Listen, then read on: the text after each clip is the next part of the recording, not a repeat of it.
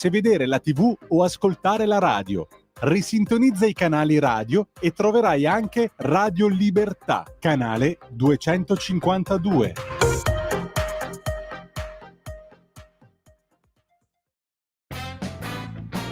Va ora in onda Spazio Più.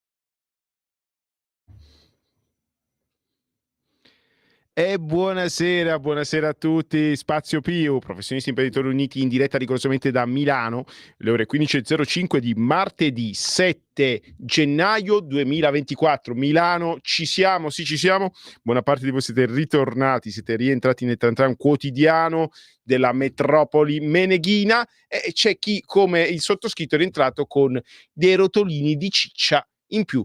Cari ragazzi, care ragazze, soprattutto carissime ragazze all'ascolto, carissimi tutti, di tutte le categorie LGBT+, e oggi ho scoperto, il vostro Sparacazzata ha scoperto di essere un ciccione, e quindi ho detto come, visto che finalmente faccio parte anch'io del club dei ciccioni, iniziamo con Magnando di Leone di Ler. Quindi Magnando, cresciu panzone.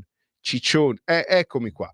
Allora 0292947222, ripeto 0292947222 per parlare dei nostri rotolini di ciccia, ciccioni di tutto il mondo, unitevi, anzi uniamoci in questo caso. Per i più timidosi 340 670 9659, ripeto 340 670 9659 è il nostro numero di WhatsApp. Oggi molti di voi staranno chiedendo, ma il socio dello Sparacazzate dov'è? Mimmo sta marciando su Roma, è diretto a Roma per affari personali e quindi ora è in viaggio, magari ci sta pure ascoltando, ma ha detto che se ha voglia mi chiamerà, altrimenti buon per lui. Ok, abbiamo detto il grandissimo rientro in città. Milano è abbastanza vuota, non so dove siano le persone, in metro non dico che ero da solo, ma quasi. Però tra i pochi che ci siamo, appunto, la ciccia, la panza avanza. Oggi giornata particolare, come ben sapete stanno accadendo cose turche in giro, ma te che te ne frega, me ne frega e come, trasmissione sul lavoro, e infatti siamo tornati moltissimi lavoratori con i rotolini di ciccia in più e ci sta, e quindi ciccioni ci siamo, lo siamo, orgogliosamente esistiamo. Nonostante i nostri rotolini, il mondo insomma rotola, va a rotoli almeno a quanto pare, sono rimasto scioccato dal povero Justin, il povero Justin Trudeau che ci ha lasciato, si è dimesso, perché dopo insomma più di 10 anni in cui ce l'ha fatta vedere di tutti i colori, almeno ai poveri canadesi, non lo sopportavano nemmeno più i suoi amici di partito, quindi questo leader della cosiddetta sinistra, che poi cosa abbia fatto questo uomo di sinistra non lo so, però ormai così vanno le cose. Sono scemo io, grazie a Dio, forse a capo non è buona, troppe cose capisco e non lo so, ancora non ho capito. Io mi auguro di essere io lo scemo, che il mondo sia perfetto, però qualcosa mi dice che non è così. E poi avete sentito quello che è accaduto in Austria, dove i cattivissimi dell'FPO, il Partito della Libertà austriaco, mi ricordo un grande del Partito della Libertà austriaco quando ero piccolo, che veniva a Vicenza un giorno sì e l'altro pure, era Jörg Haider, ho un bellissimo ricordo, grandissimo governatore della Carinzia. Sembra che uno dei suoi, l'uomo che gli scriveva i discorsi, Kixl, scusate la pronuncia ma è più forte di me, non gliela faccio. Insomma, il presidente della Repubblica Federale Austriaca Van der Bellen gli ha conferito l'incarico per formare il governo. Orrore. E invece no, se vinci le elezioni così si fa, oppure diventi un paese come la Francia, dove chiunque vince comunque decide Macron, e questo non è giusto. In Francia l'estrema sinistra ha vinto e a mio modesto parere l'estrema sinistra doveva formare il governo, e questo non è stato fatto. Vedete infatti cosa succede: non puoi fare un governo, cioè non puoi pretendere che ci sia un governo senza maggioranza parlamentare, cadrà anche questo. Immagino la Francia è paralizzata e insomma anche il clima ci si è messo con le bufere di neve, nel frattempo blocchi del gas, abbiamo iniziato meravigliosamente il 2025, chi ne ha più ne metta. Okay, allora ora in teoria cercherò di fare una trasmissione più o meno semiseria, più semi che seria ovviamente, se, ce la faccio a farlo pubblicità dei siti permettendo. Ecco qua c'è l'articolo di, Justin, del povero Justin che ci ha lasciato. La cosa meravigliosa è che non ci sono notizie di sorta, eccetto insomma sì, quelle che vi ho dato. E appunto la notizia del giorno è la morte di, Jean-Marie Le Pen, il famoso, uomo della destra francese, padre di Marine, che, a 96 anni e ha lasciato insomma i francesi. Sì, allora iniziamo insomma dalla da questa notizia che poi c'è anche un'altra notizia che m'ha colpito e ne parleremo a brevissimo. Iniziamo con la notizia insomma, poverino. Trudeau se ne va. Dimissioni entro mercoledì. Justin Trudeau è alla fine della sua leadership del Partito Liberale Canadese. Darà le dimissioni entro mercoledì prossimo, giorno dell'assemblea del partito. Scusate se parlo così, ma uno che si chiama Justin e ha sta faccia, io mi immagino che c'ha la cameretta tutta rosa con i cuoricini. Ora, ragazzi, c'è una grandissima novità nel 2025. Il nostro Lorenzo, dall'altra parte del Kenyon legnoso, passerà il testimone a Sveva, che è la nostra presente e futura regista. E quindi gli posso fare gli auguri, benvenuta nella caserma di Radio Libertà. Sì, poi Lorenzo purtroppo ti narrerà le varie vicissitudini che questo povero figlio ha vissuto, tra cui dormire per 4 giorni consecutivi sotto il tavolo per dare la continuità a questa radio. Ecco, siamo poverelli. Purtroppo da quando il nostro principale sponsor Gazprom è stato sanzionato, insomma le cose qua vanno male. Noi ci affidiamo alla bontà dei nostri ascoltatori, che sono un po' tirati ultimamente. radiolibertà.org c'è il pulsante dona ora se ci volete dare una mano e insomma almeno far andare avanti questa radio, non per me perché questa è la trasmissione peggiore che esiste in questa radio, però se non ci fossimo noi qualcun altro non potrebbe fare bella figura, quindi il peggiore ci vuole sempre, dappertutto, no? D'altra parte che è un legnoso annuiscono, quindi io lo sparacazzate mi arrogo il diritto di essere il peggior conduttore di questa radio, tuttavia non per me ma per chi merita, insomma questa radio merita di andare avanti, merita anche registi professionisti pagati come si deve, che non debbano dormire sotto il tavolo con noi, il nostro povero Lorenzo, pensate che qualcuno gli ha portato pure i friskis da mangiare. Cioè, se questa è una cosa umana, ecco, io sono cresciuto a casa di mia nonna dove una persona normale mangiava mezzo chilo di orecchiette con le cime di rapa, cioè ragazzi, quella era la base, ecco, non posso venire qua a Milano, la capitale europea, la città avanti, e vedere che la gente, insomma, si riduce in questa maniera qua. Però tutto va bene, madama la marchesa. Io comunque considero per sempre qualsiasi cosa Lorenzo deciderà di fare un eroe pari a Stakhanov. E in un paese serio come se fosse un paese serio quasi come l'Unione Sovietica, che purtroppo non c'è più, avrebbero sicuramente dato una medaglia eroe del lavoro dell'Unione Sovietica. Purtroppo questo non c'è più, quindi cazzi, bravo Pirla, ecco, questo è il riconoscimento per quello che hai fatto. Però cioè, te lo dico, in tutti gli ambiti lavorativi, incluso il mio, è così, quindi ci dispiace, sicuramente gli ascoltatori ne sanno più di me a riguardo. Allora, parlavamo di Justin. Sì, Justin. Secondo riportato dai giornali canadesi, dal Globe and Mail, Trudeau ha annunciato le sue dimissioni da leader del Partito Liberale canadese questa settimana, una mossa che ha scatenato la gara per la sua sostituzione come primo ministro. Dovrebbe andarsene entro mercoledì, quando si terrà l'assemblea del Partito Liberale canadese. Infatti ha annunciato le dimissioni.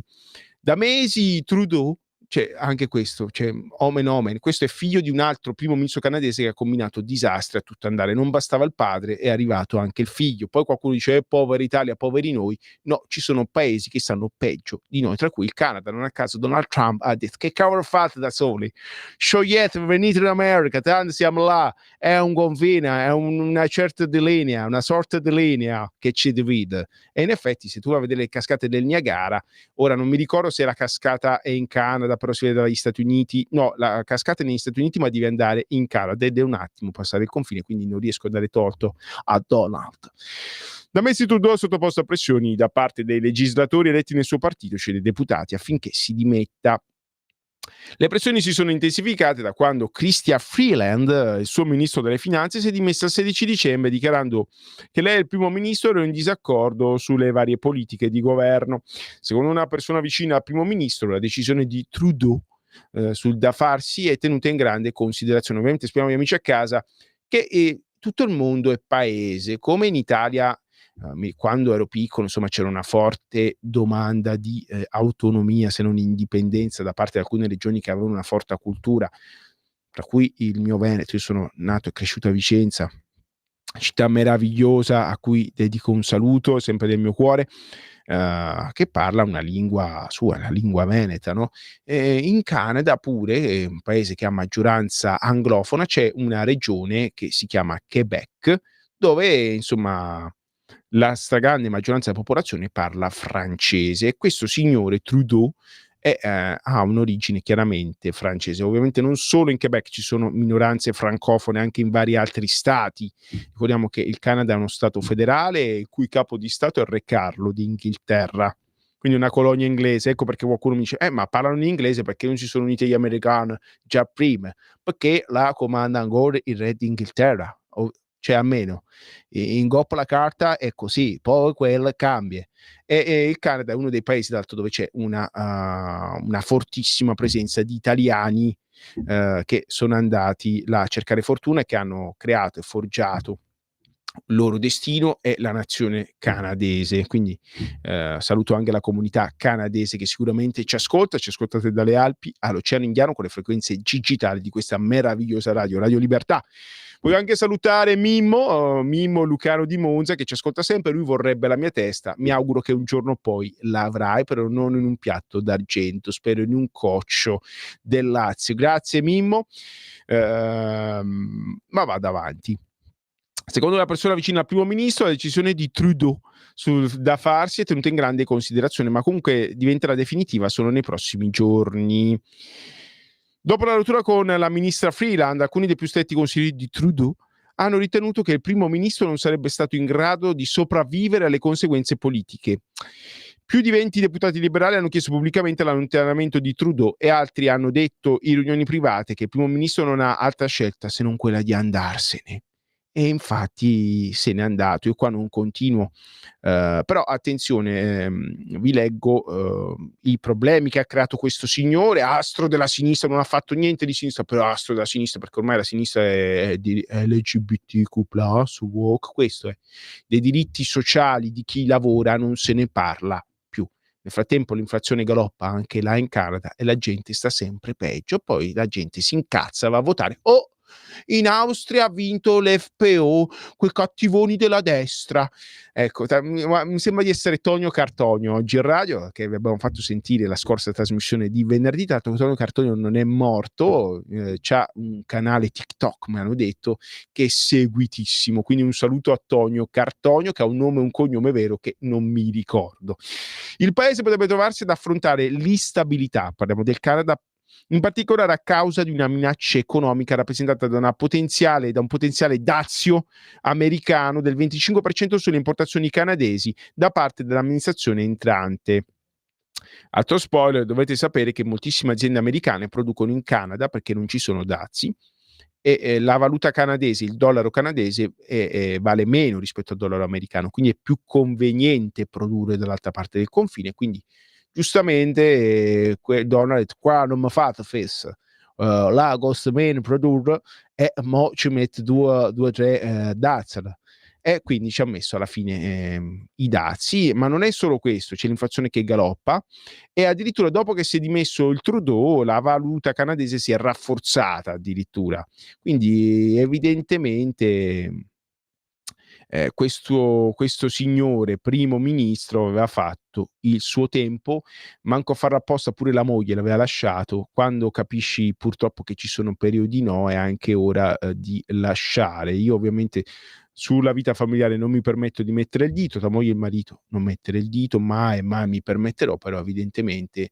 se pure tua moglie se ne va vuol dire che il tuo tempo l'hai fatto, caro Justin, e mi auguro che insomma riesca a trovare una tua dimensione al di fuori della politica. Ok, abbiamo già una chiamata addirittura, magari è qualche cugino del Canada, di Toronto, quindi ci passiamo subito alla linea. Buonasera, chi è e dove chiama? Allo? Pronto? Ecco, beh. Questi sono i maniaci che ci chiamano. Beh, allora regia, questo è mio cugino, quello di Toronto maniaco, che ci piace fare le chiamate e poi provoca e respira sotto. E quindi quando... No, sono io. Ecco, quello è Mimo maniaco magneto, quello è mio zio di Toronto. Bimbo buono io, non quello malamente. Vagliela spiegare. Mimmo, tu con i rotolini di ciccia come stai messo? Perché io oggi ho scoperto di essere un ciccione, volevo sapere se essere in buona compagnia.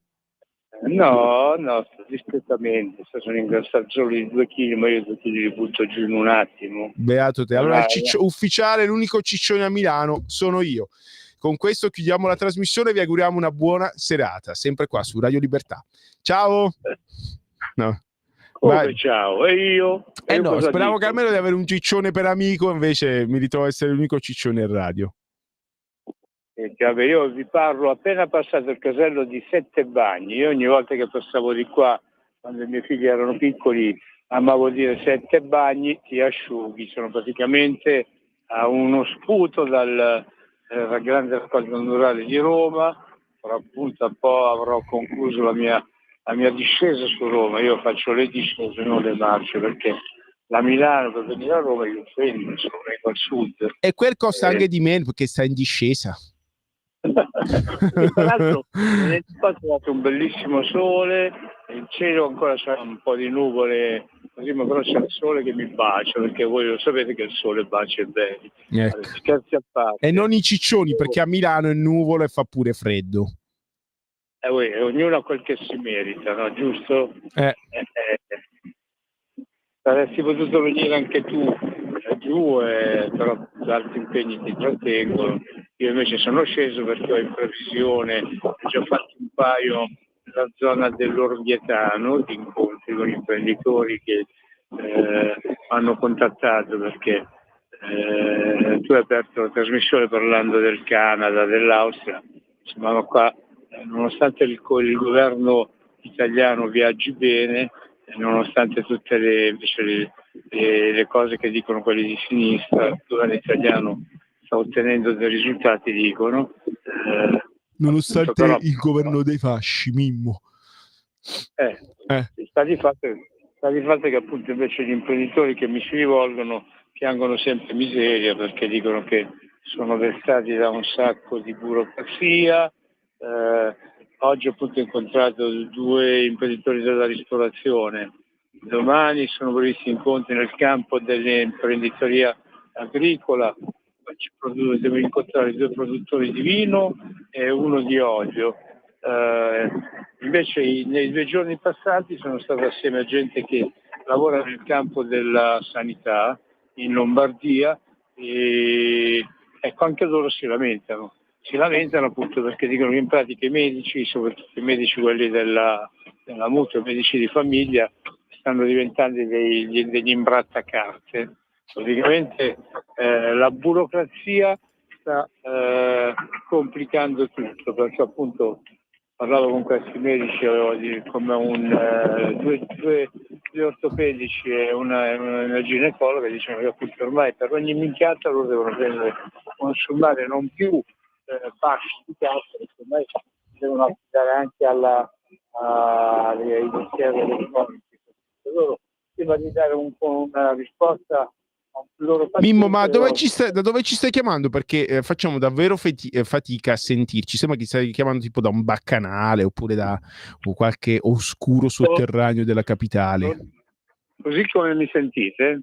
Meglio, molto meglio. Ok, sei uscito quindi da questa galleria, da questa galleria senza fine che ci privava. No, non è la galleria, è in un'area di servizio, mi sono dovuto fermare perché sennò mi arrestavano se mi beccavano al telefono a parlare con te, con i nostri ascoltatori, proprio a seguito anche appunto di tutte le varie norme, no? Dato che di patente ne ho una sola e mi serve, mi sono fermato, però in questa area di servizio c'è molto vento.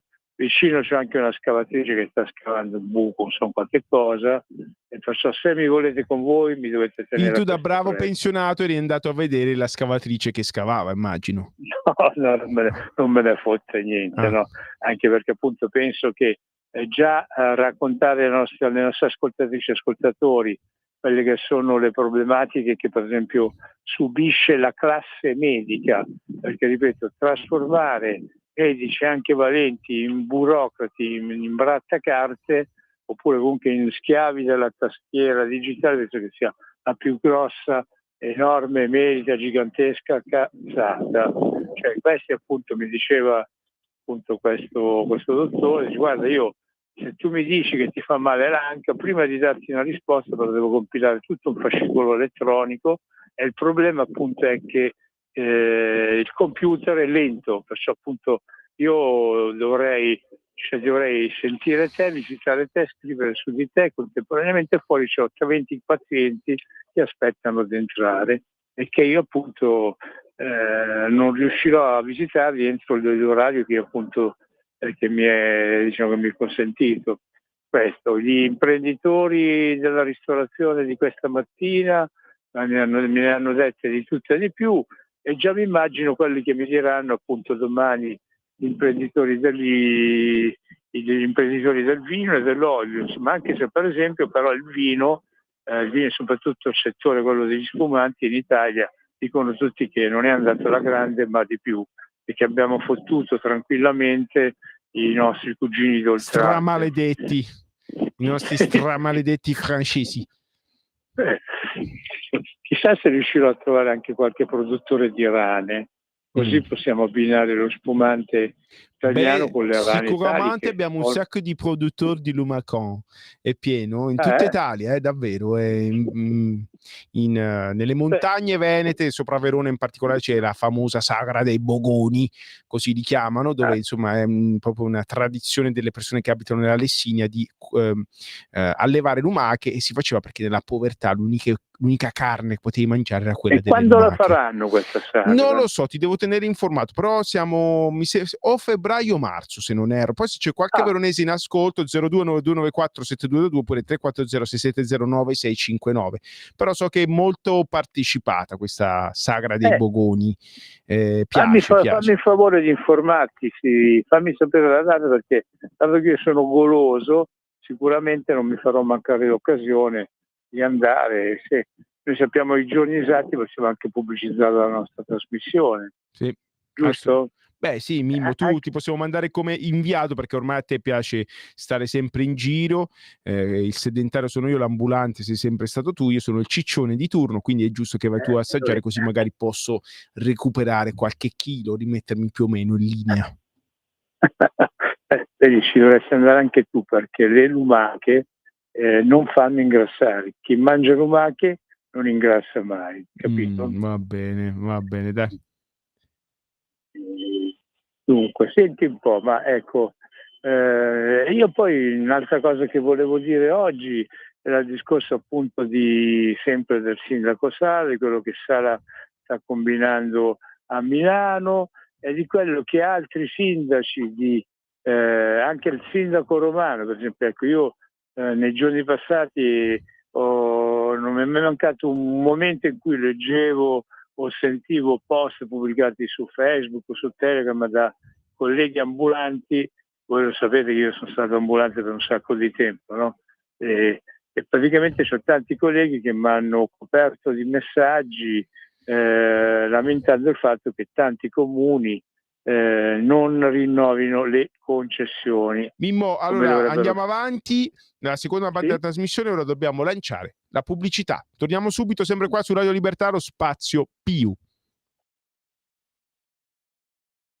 Sempre più liberi con La Tua Radio è il nuovo sito che mette in prima pagina opinioni, firme, notizie, uno sguardo nuovo e originale sui fatti che ci circondano. Il nuovo quotidiano online, semplicemente radiolibertà.net. Un nuovo modo per sostenere la tua radio. Visita radiolibertà.net. Ti basta un click e potrai versare il tuo contributo volontario direttamente online. Potrai donare con ogni tipo di carta di credito, anche prepagata. Ti aspettiamo online su radiolibertà.net. Sostieni la tua radio con il tuo contributo volontario. Radio Libertà. La tua radio. Diamo voce alla nostra gente. Radio Libertà. In un mondo in cui i mezzi di informazione vanno verso una sola voce, una radio che di voci vuole averne tante.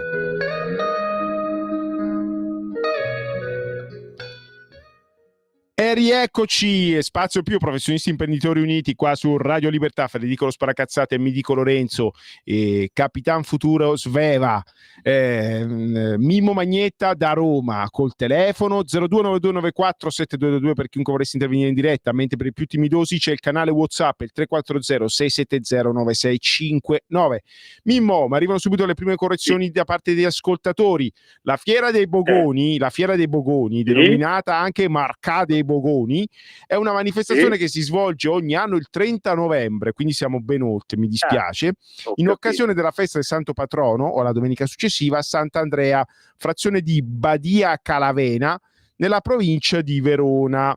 Si tratta di un mercato dedicato ai bogoni, termine che proviene dal dialetto veronese, sta a indicare le chiocciole, cioè le lumache. C'è anche un meraviglioso sito, e insomma è una cosa antichissima. Non a caso leggiamo qua un po' di storia. La Fiera dei Bogoni ha avuto origine prima del XIII secolo nella contrada Triga. Oltre al mercato delle lumache si tenevano contemporaneamente un mercato di pecore e di buoi nella strada Trettene e un mercato dei maiali dove ora sorge il cimitero. Guardate un po', alla fine del porco non si butta via niente. L'apertura del mercato dei bogoni opercolati, raccolti e costruiti nelle bogonare, venivano allevati in queste cassettine di legno, avveniva all'intorno alle 5:30 del mattino per eludere gli esattori del monastero benedettino di Badia Calavena, che imponeva affitti e decimi sulle terre, sugli animali, sui frutti in genere e in specie. È per questo che si dice che in Veneto si bestemmi molto, perché insomma c'era l'esazione da parte della Chiesa che era molto insomma ben voluta da parte della popolazione, quindi è rimasta ancora l'uso come intercalare, sempre di meno, almeno forse una volta c'era un senso, ora non so più. Comunque il Lessigna, questo paese, ed è anche dovuto a una particolare popolazione che abita Badia, ma anche tanti altri paesi attorno, i Cimbri, che sono una popolazione di antichissima origine tedesca. Comunque è una cosa bellissima, chiunque può e si trovi nella zona ci vada. L'Italia è un paese meraviglioso e il Veneto pure è una terra davvero meravigliosa, e so che questa fiera è molto sentita da parte della popolazione della provincia di Verona. Se la fiera la fanno il 30 novembre, però visto e considerato che nella zona c'è l'allevamento anche di bestiame vari, io consiglierei a chi sta in ascolto di andarci anche adesso in questi periodi. Se beccate un fine settimana decente, non pieno di nebbia, di acqua e di freddo, di neve, approfittate, tanto soprattutto a chi sta dalle parti in Lombardia, insomma, arrivare lì un attimo. Io sicuramente andrò prima in avanscoperta, anche perché appunto sicuramente anche in quelle zone ci saranno imprenditori dei vari settori agricoli o appunto di allevatori che staranno subendo anche loro le problematiche create per esempio dall'aumento della corrente, del gas. Quei pochi sopravvissuti, Mimmo, vivono nelle riserve ormai gli imprenditori, come in India. Guarda un imprenditore, e tu vedi l'imprenditore mentre bruca l'erbetta e fa le fatture, cerca di farsi pagare in contanti magari qualche fattura, capito, queste cose qua belle, e cerca di andare al metro per scaricare l'IVA. Vabbè, comunque appunto io ho qui davanti a me le abitazioni di Settebagni, c'ho davanti al cantiere aperto qua ai lati della strada che conduce al raccordo anulare romano, c'ho delle staccionate metalliche, delle reti metalliche con attaccate i manifesti delle autostrade per l'Italia, le famose API, giusto? Autostrade per l'Italia, ASPI. Che hanno API, poi c'è ASPI, Mimmo. ASPI, così sicuro? si fa chiamare ASPI, sì. Mimmo, ma com'è il traffico nella capitale, nel grande raccordo anulare? È dormiente come a Milano o è bella piena la capitale? No, vedo che è bello vivace. Vabbè, poi sono in quel ramo che dalla casello Sassugnale porta al raccordo, dove dopo si biforca, una parte del raccordo va verso l'Aurelia, l'altro va verso la Tiburtina. Sono proprio al bivio dei due. Sì, cioè una parte ti permette di saltare. E cosa ti volevo chiedere? Un sacco di macchine che vanno verso Roma e tanti camion, tante macchine che invece vanno verso il nord, ma proprio veramente sostenuto. Ci disastro. devi raccontare anche della Roma giubilare, del giubileo, ora che sei là, Mimmo. Ci devi dire un po' come ci arrivo, sì, intanto appunto dovrò arrivare a Roma, dovrò fare la bella fatica a trovare il parcheggio perché sarà un bel disastro. Noi ci aspettiamo che andrai a baciare la ciabatta di Papa Francesco. Sì. Vado come prima tappa, io lo faccio come il Papa quando viene appena eletto, vado a Piazza Santa Maria Maggiore. Ecco, vado là. Mimmo, se vuoi portami un panino alla porchetta. La porchetta l'ho già presa, l'ho presa da quel pure il tuo papà ha tanta fame. Il mago della porchetta che sta a Orte, sulla provinciale che va verso Spoleto, però bisogna fare la piccola gabola, andare verso Spoleto, la prima uscita prendere, uscire a fare il giro, sono passato dalla parte opposta in direzione Caro Viterbe, Mimo, e c'è stato il ricordate porchettaro, e poi mi sempre sono fatto fare 2 del tuo papa. paninazzi, fammi finire, e poi mi sono portato via 1 chilo di porchetta impacchettato, che quello Ok, allora lo darò da ragazzi, amici a mangiare casa, se alle l'odio piccole e ai sociale piccoli. non era abbastanza alto oggi, Mimmo l'ha fatto crescere. Quindi se odiate Mimmo come me, 0292947222, facciamo il minuto d'odio. C'avevo anche una richiesta da parte di Papa Francesco, dice: caro Mimmo, ricordati La sempre mortadella? no, Quello che la mortadella non la produce, non c'è Ricor- solo la porchetta da media, che è ricordate, molto buona. ricordate del tuo papa e della sua martoriata cucina. Vabbè, di Santa Cucina di Santa Marta. Papa Bergoglio usasse la cucina di Santa Marta per dar da mangiare ai poveretti che ci sono a Roma, perché quando io arrivo a Roma e vado lì in zona Stazione Termini, ogni volta mi deprimo per vedere un mare di disperati che stanno là buttati per terra e che preferiscono stare lì perché si sentono più sicuri. Ecco, io fossi il Papa Bergoglio, visto che è l'anno del Giubileo, io ospiterei tutti quanti a Santa Marta e nella sua umile dimora. Allora, a proposito di ospiti, Mimmo, abbiamo gli ascoltatori che invece sono i padroni di casa e quindi diamo voce sentiamoli. alla nostra gente, diamo la voce alla prima chiamata della serata. Buonasera, chi è, da dove chiama? Ciao ragazzi, sono Robby da Bergamo. Buonasera Tutto Robby. ok? Ciao Robby. È sempre un piacere ascoltarvi, siete una coppia splendida. Io non dire così che sennò si ingelosiscono le nostre signore. Ma sì, non c'è problema. Ma si ingelosiscono perché anche gli altri una conduttori. coppia lavorativa. Si ingelosiscono anche gli altri conduttori. Una volta sono uscito con un pugnale sulla schiena e poi sono arrivato a casa. Ho detto, cazzo, era bello, molto bello, in osso di mammut, pensate un po'. Tieni duro, che abbiamo bisogno di persone come te. Vai pure, scusa. Vorrei dire prima di tutto buon anno e speriamo che sia buon anno un po' per tutti, che finiscano tutte le guerre. E volevo consigliare una cosa. Di recente mi sono guardato una ragazza che parla su YouTube, che fa delle indagini. Questa ragazza abita negli Stati Uniti, la troviamo sotto lo pseudonimo Bugalalla Crime. Prova a cercarla, Fede, se riesci a trovarla, casomai ti faccio lo spelling. E questa ragazza è una ragazza rossa di capelli, tinta, presumo, e fa delle indagini su tutti i casi di cronaca nera. E dato che sono di Bergamo, mi chiama Bossetti. Lei ha fatto 3 puntate dove ha indagato appunto sul processo che è stato fatto, sulle indagini, sui carabinieri, su tutto quello che è successo. E sono uscite delle cose sconvolgenti. Tra l'altro lei ha ringraziato anche Saviano e le sue indagini. È uscito che il marcio, come si dice, il pesce puzza dalla testa. Hanno trovato a casa dei carabinieri, proprio dal generale dei carabinieri, una tonnellata di droga che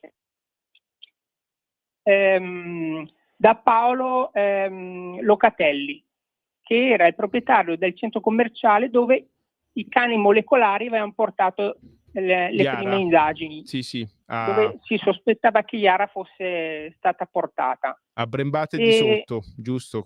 Esatto. Io ti prego, Federico, tu so che sei un ricercatore alternativo che non ha paura di niente. Vai ad ascoltarti l'ultima puntata sul caso di Yara, le indagini.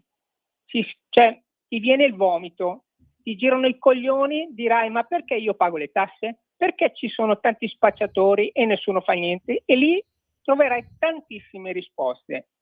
Grazie mille, buon anno. Grazie cara Robby. Queste cose purtroppo già le sappiamo, già il fastidio di pagare le tasse, soprattutto per vedere come vengono spese, e a chi vanno c'è sempre i soliti noti, sempre i soliti imprenditori, sempre le solite persone.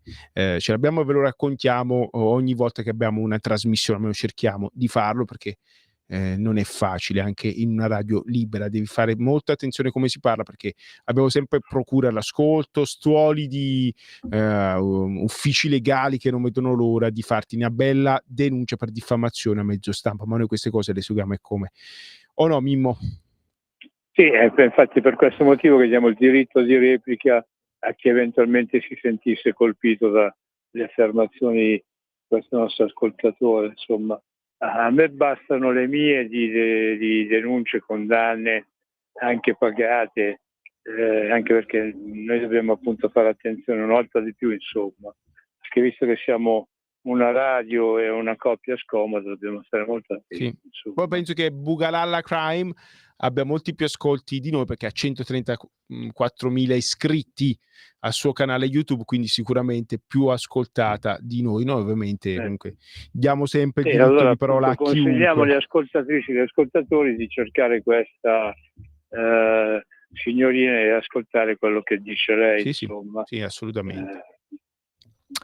Vabbè, senti, io vi devo salutare perché appunto c'ho Roma che mi aspetta.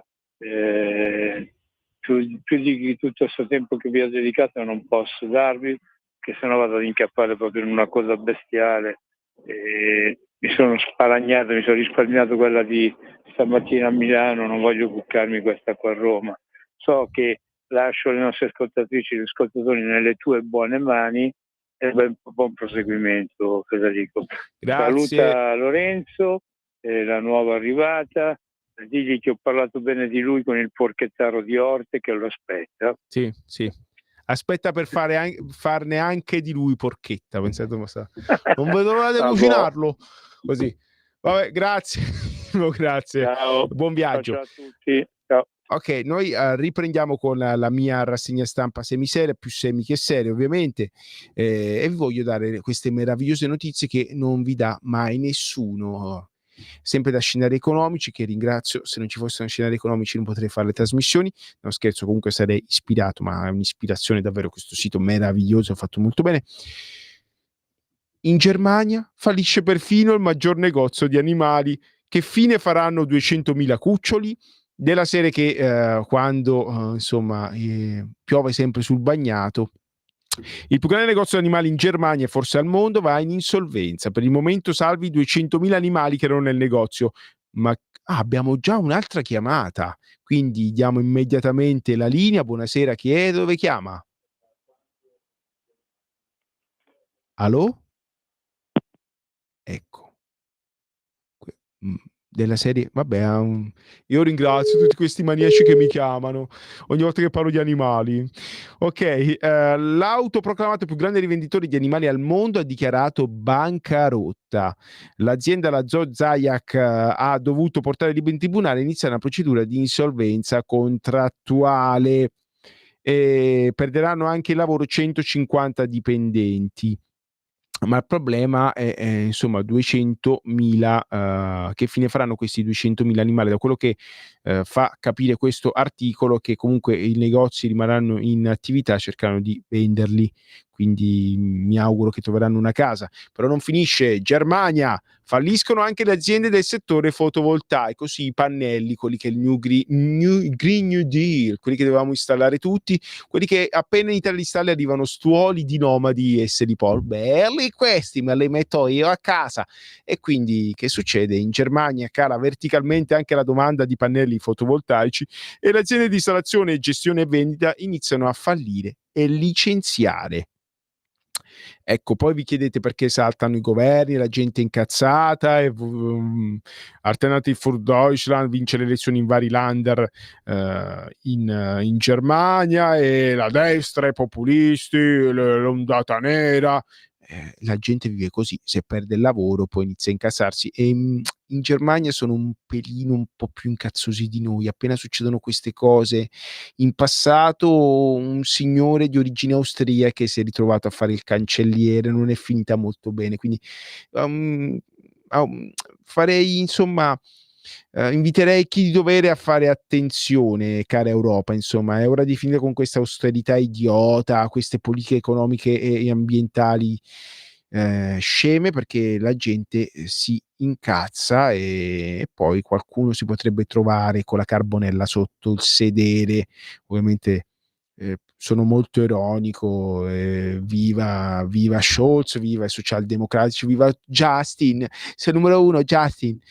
Ok, andiamo avanti perché non è ancora finita. Belle notizie dalla Germania. Germania, numero di disoccupati al massimo, tasso di disoccupazione ancora stabile. Il numero di disoccupati in Germania è cresciuto a 2.860.000, con 3.800.000 sottooccupati. Se volete vi rileggo le cifre. Il numero di disoccupati in Germania è cresciuto a quota 2.860.000, cioè la Germania sfiora i 3 milioni di disoccupati. Più si vanno a sommare 3.800.000 di sottooccupati. Ovviamente non è che noi in Italia stiamo meglio, anche noi abbiamo problemi con la disoccupazione, con gente che è pagata uno schifo per il lavoro che fa. Abbiamo parlato più volte, abbiamo un sacco di ragazzi e ragazze, soprattutto giovani, che vanno a lavorare per 600 euro al mese. Non ci fai niente, non ci paghi nemmeno l'affitto con 600 euro, figurati a sopravvivere, figurati a cercare di immaginare il futuro. E ora vediamo che anche il paese più grande d'Europa, più potente, quello con l'economia più forte, si trova nelle nostre situazioni, solo che mentre noi italiani siamo abituati, sì vabbè, il peggio l'abbiamo passato, io penso che noi ci siamo assuefatti allo schifo, al peggio, che viviamo dal 2008, con tutta una serie di crisi che si sono succedute, con 11 anni di democrazia sospesa, cari amici all'ascolto, e voi lo sapete bene. All'estero così scemi, così fessi come noi non lo sono, tendono ad arrabbiarsi, a far valere i propri diritti. E quindi va riportato questo dato, anche perché insomma c'è un grafico qua e fa paura, insomma. I tedeschi senza occupazione stanno aumentando sempre di più e quindi non a caso sì, la situazione non è affatto bella. Ma andiamo avanti. Ecco qua, infatti, Germania alla fine è sempre verso il bunker autoritario fino alle estreme conseguenze. L'Italia ha un difetto: cercare l'uomo, l'istituzione forte e cambiarla appena appare superata. La Germania segue invece una strada, anche quando sbagliata o superata, fino alle estreme conseguenze. Cosa è peggio? Non leggo l'articolo, però fa pensare, il titolo di questo articolo fa pensare davvero molto. Come vi ho detto, si dicono che siamo tutti europei, sì, fino a un certo punto, però grazie a Dio siamo totalmente diversi, pur abitando e risiedendo nello stesso continente. I modi di pensare, le culture, le diversità di questo continente sono enormi, e sappiate che in Germania le cose vengono giustamente comprese e fatte in maniera totalmente diversa dalla nostra. E quindi ecco qua che nonostante tutti gli sforzi del turbo globalismo, del turbo capitalismo, dell'europea, dello standard, di fare tutto, di fare la razza umana una razza sessuata, senza cultura, senza identità, senza radici, senza religione, è in parte fin qua fallito, perché passando i confini, grazie a Dio, vedi ancora gente molto diversa. Addirittura all'interno di una medesima nazione vedi popolazioni differenti una dall'altra, pur parlando la medesima lingua. E non parlo solo dell'Italia, parlo anche della Francia. Pensate a uno che vive nel nord Passo di Calais rispetto a uno che sta in Provenza o in Occitania, o uno che sta a Parigi rispetto a uno che sta in Bretagna, o la Germania. Però signori dell'Unione Europea, signoroni del vapore, del capitalismo mondiale, fate attenzione. E andiamo avanti, della serie: se Atene piange Sparta non ride, o se Sparta piange Atene non ride, non mi ricordo, penso che se Atene piange Sparta non ride. Anche i consumatori ucraini pagheranno per la fine del transito del gas russo, tariffe quadruplicate. L'Ucraina non ha più i proventi del transito del gas russo verso l'Europa e quindi la Naftogaz, la compagnia nazionale del gas ucraino, deve quadruplicare le tariffe di dispacciamento del gas. A pagare una decisione autolesionista saranno anche i consumatori ucraini e noi europei lo stiamo già pagando questo capriccio di Zelensky di bloccare il gas russo, applaudito dai signoroni dell'Unione Europea, che stanno provocando la più grande crisi economica e sociale da fine 45, da fine seconda guerra mondiale e forse anche dagli anni 70 in poi, quando ci fu lo shock petrolifero. Noi ce lo ricordiamo, io non c'ero, però qualche racconto mi è stato fatto. Era una società negli anni 70 che non era evoluta come la nostra, no? Dove i consumi di elettricità sono enormi rispetto a prima. Ora senza corrente elettrica non si vive più. Senza internet non ne parliamo, rischiamo la follia, rischiamo la strage, la gente che impazzisce, non sia mai che stacchi la corrente elettrica. Però insomma, chi è causa del suo mal pianga se stesso, gli amici ucraini che ovviamente ci auguriamo vincano e marcino trionfalmente verso Mosca e anche verso Pechino come un solo uomo. Sappiamo che questo purtroppo è impossibile, sarebbe ora di finirla con questa guerra idiota. Lo diciamo da anni, presi per il culo, filorussi qua e di là. Basta, è un'idiozia, non può un paese di 35 milioni di abitanti vincere una guerra contro una superpotenza con 6.000 testate atomiche. Chi riesce a dimostrarmi il contrario, 0292947222, parli ora o taccia per sempre. Questi signori, addirittura questo signor Zelensky, nonostante il paese è un pelino povero di materie prime, con insomma i problemi che ha, il gas si faceva comodo, che si è andato a tagliare i cojones, come si dice, pur di fare un dispetto a Putin. Io ho paura che il dispetto se l'è fatto più lui da solo e più ai suoi alleati, perché con i soldini che pagheremo di più il gas, forse qualche arma in meno, signor Zelensky, lo prenda. Fosse per me, le armi non andrebbero più da anni in Ucraina, perché oltre a fare carneficina, uccidere persone che parlano la stessa lingua, hanno la stessa religione da una parte e dall'altra, non si sta facendo. Si doveva sedersi tutti intorno a un tavolo come era stato fatto prima che Boris Johnson e Zelensky decidessero il contrario. Boris Johnson, il primo ministro inglese, che chiamò Zelensky, disse: Volodymyr, non trattare tanto, ti diamo noi le armi e vince la guerra. È bravo il fesso e abbiamo visto come ha vinto la guerra. Complimenti, oserei dire, però purtroppo i campi dove ci sono centinaia di migliaia di ragazzi a riposare per sempre dicono il contrario. Penso che questa guerra sia stata strapersa da una parte e dall'altra ed è ora di dire basta una volta per tutte, basta, basta, basta. E sempre notizie meravigliose dei nostri amici ucraini, che davvero ne inventano in continuazione, sono un vulcano in pieno.